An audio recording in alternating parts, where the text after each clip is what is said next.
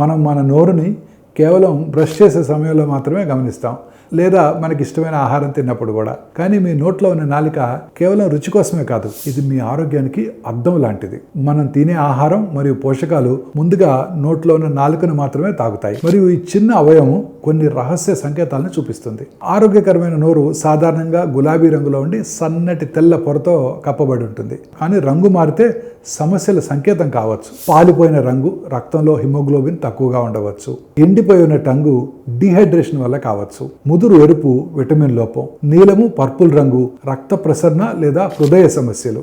మందంగా తెల్లటి పొర జీర్ణ సమస్య లేదా ఫంగల్ ఇన్ఫెక్షన్. టేస్ట్ కనుక మారినట్టు ఉన్నట్టయితే వైరల్ ఇన్ఫెక్షన్ కానీ ప్రమాదకరమైన సెప్సిస్ కానీ కావచ్చు. పసుపు రంగు టింజ్ కనుక ఉన్నట్టయితే జాండీస్ కూడా ఉండి ఉండవచ్చు. ఎరుపు తెలుపు మిళితమైన ప్యాచెస్ ఉన్నట్టయితే ప్రీ క్యాన్సరస్ లీజన్స్ కావచ్చు.